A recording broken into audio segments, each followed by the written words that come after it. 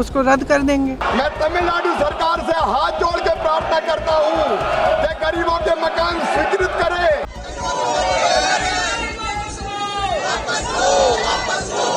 Immediate step to initiate night planning facilities. Voter list में गड़बड़ी का मुद्दा लेकर के प्रियंका गांधी आज संसद भवन परिसर में चुनाव आयोग और सरकार पर क्या कहते हुए बरसी। राज्यसभा में ऐसा क्या हुआ कि मल्लिका अर्जुन खड़गे ने जो बात कही उसे न सिर्फ संसद की रिकॉर्ड से हटाया गया बल्कि ये भी कह दिया गया कि ये वीडियो न सोशल मीडिया पर दिखना चाहिए और ना ही संसद टीवी पर। लोकसभा में किसने कहा कि विपक्ष को चर्चा करने में रुचि नहीं है? अगर इटालियन भाषा में चर्चा हो तो शायद वो चर्चा में भाग ले सकते हैं। इस सब के अलावे आज मॉनसून सत्र के दौरान लोकसभा और राज्यसभा में क्या कुछ हुआ, हंगामे नारेबाजी के अलावे कौन कौन से बिल सरकार ने पास करवाए, इन सब का हिसाब लेकर के आ गए हैं, क्योंकि शो का नाम है संसद रिपोर्ट।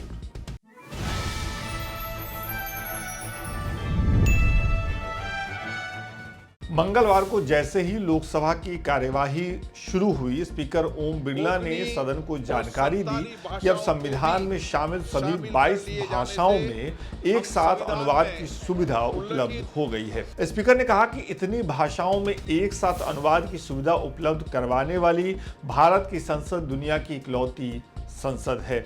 आप भी सुनिए इस मौके पर लोकसभा स्पीकर ने क्या कहा। माननीय सदस्यगण,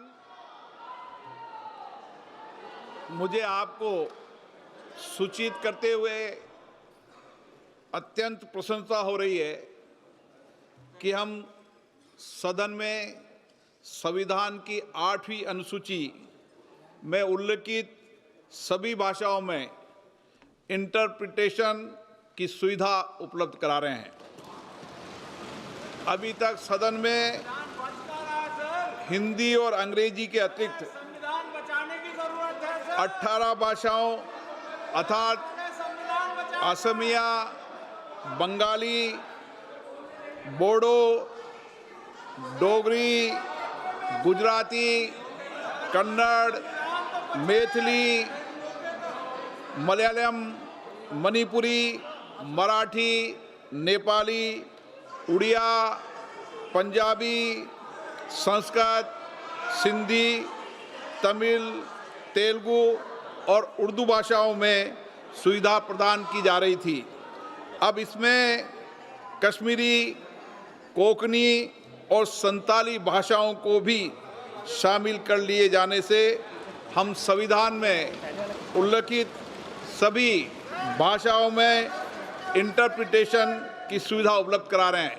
माननीय सदस्यगण, दुनिया में भारत की संसद है जिसमें 22 भाषा के अंदर हम साइमल्टेनियस उपलब्ध है। दुनिया में कहीं नहीं है इतनी भाषाओं के अंदर। इस घोषणा के बाद विपक्ष ने एसआईआर के मुद्दे पर चर्चा की मांग को लेकर हंगामा शुरू कर दिया। हंगामे के बीच ही स्पीकर ने प्रश्नकाल की कार्यवाही शुरू की। हालांकि इस दौरान शोर शराबा इतना ज्यादा था कि कुछ भी सुन पाना मुश्किल हो रहा था। इस बीच लोकसभा में एक प्रश्न का जवाब देते हुए कृषि मंत्री शिवराज सिंह चौहान ने तमिलनाडु सरकार पर जमकर निशाना साधा। क्या कुछ कहा उन्होंने, सुन लीजिए। माननीय अध्यक्ष महोदय, मैं माननीय सदस्य को धन्यवाद देना चाहता हूं। उन्हें तमिलनाडु की गरीब जनता का सवाल पूछा है। मुझे कहते हुए बहुत तकलीफ है माननीय अध्यक्ष महोदय। प्रधानमंत्री नरेंद्र मोदी जी की सरकार ने तमिलनाडु में भी गरीबों के मकान बनाने के लिए लक्ष्य आवंटित किया है, लेकिन माननीय अध्यक्ष महोदय, अन्याय की पराकाष्ठा है। 1 साल से ज्यादा हो गया, 2,15,000 मकान तमिलनाडु की सरकार ने पीएम आवास के स्वीकृत ही नहीं किए हैं। हम पैसा दे रहे हैं गरीबों के मकान बनाने के लिए, और तमिलनाडु की सरकार मकान स्वीकृत नहीं कर रही। ये अन्याय है, ये गरीबों के साथ धोखा है, ये पाप है माननीय अध्यक्ष महोदय। और इतना ही नहीं, 3,10,000 मकान पूरे ही नहीं हुए, वहां पैसा दिया जा चुका है।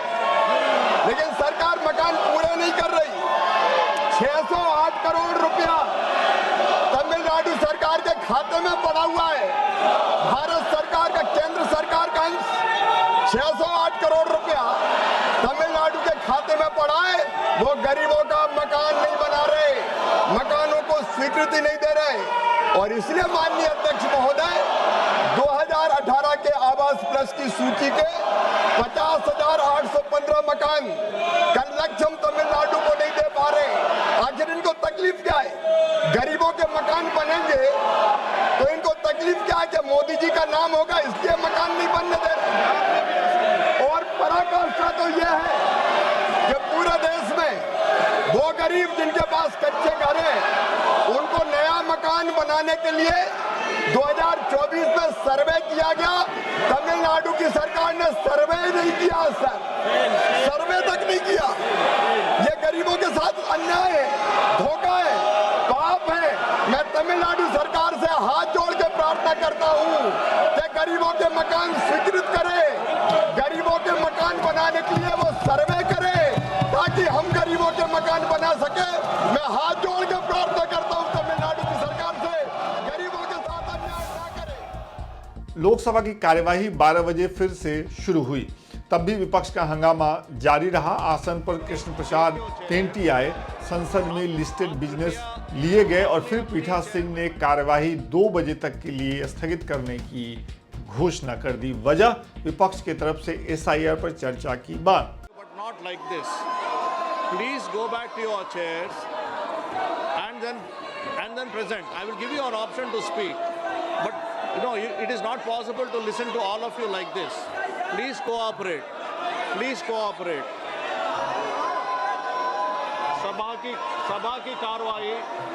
सभा की कार्रवाई 2 बजे तक स्थगित की जाती है। इसी बीच भाजपा सांसद संजय जायसवाल ने लोकसभा में हंगामे पर तंज कसते हुए कहा कि इतना बड़ा दिन है, ये सभी विरोधी दल के लोग अपनी भाषा में चाहें तो सवाल पूछ सकते हैं, लेकिन इन लोगों का ज्यादा इंटरेस्ट नहीं है। इटालियन भाषा जोड़ी जाए तब ये लोग चर्चा के लिए तैयार होंगे। अमूमन ऐसे दृश्य जब आते हैं तो हम आपको वो फुटेज दिखा देते हैं, लेकिन हमारी टीम ने बताया कि ये फुटेज संसद टीवी के चैनल पर, यूट्यूब चैनल पर उपलब्ध नहीं है, इसलिए हमने आपको ये पूरा पढ़कर बताया। हंगामे के कारण लोकसभा की कार्यवाही शाम 4 बजे तक के लिए स्थगित कर दी गई। You are not giving any opportunity to me to listen to you. I want to listen to you, but you are not giving any opportunity to me to listen to you.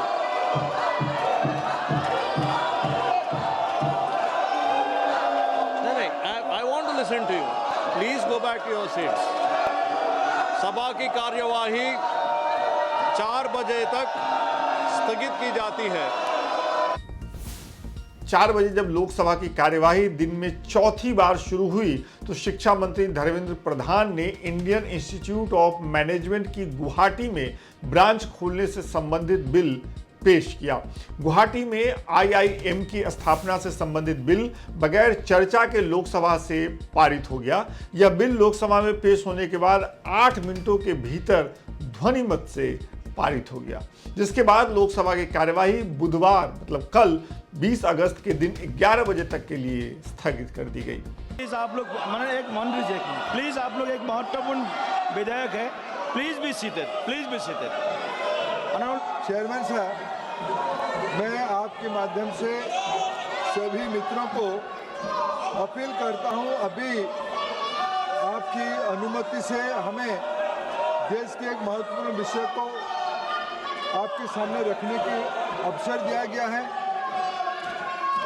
पहली बार आसाम जैसे प्रांत में, जो हमारी पूर्वोत्तर की एक मुख्य केंद्र है, नॉर्थ ईस्ट की नर पॉइंट है गुवाहाटी में संसद में सरकार की ओर से एक बहुत ही महत्वाकांक्षी education institution Indian institute of management की एक नई ब्रांच खोलने के लिए इस पवित्र संसद की अनुमति लेने के लिए आए हैं।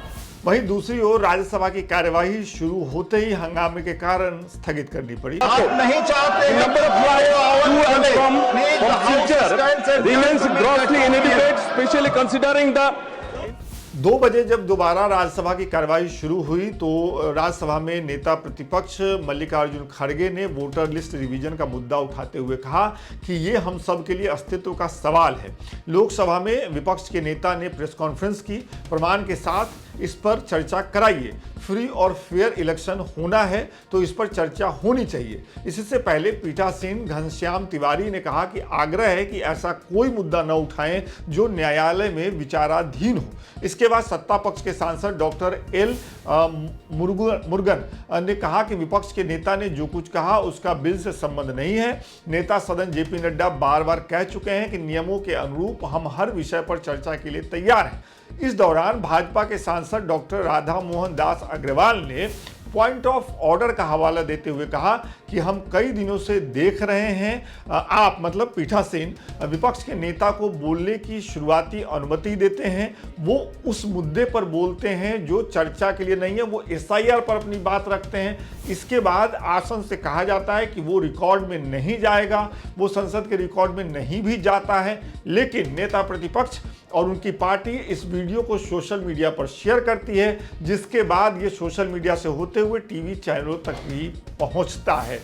उनके ऐसा कहने के बाद पीठासीन ने एक व्यवस्था दी। उन्होंने ये कहा कि आज ये तय किया जाए कि मल्लिकार्जुन खड़गे जी ने जो बोला है, जो संसद की रिकॉर्ड से जो हिस्सा हटाने के लिए हमने बोला है, वो न सोशल मीडिया पर जाए और ना ही संसद टीवी के चैनल पर जाए। और इसी वजह से हम ये पूरा वाक्य आपको पढ़ के बता रहे हैं, नहीं तो हम यहाँ पर हूबहू वो फुटेज, वो दृश्य आपको दिखाते।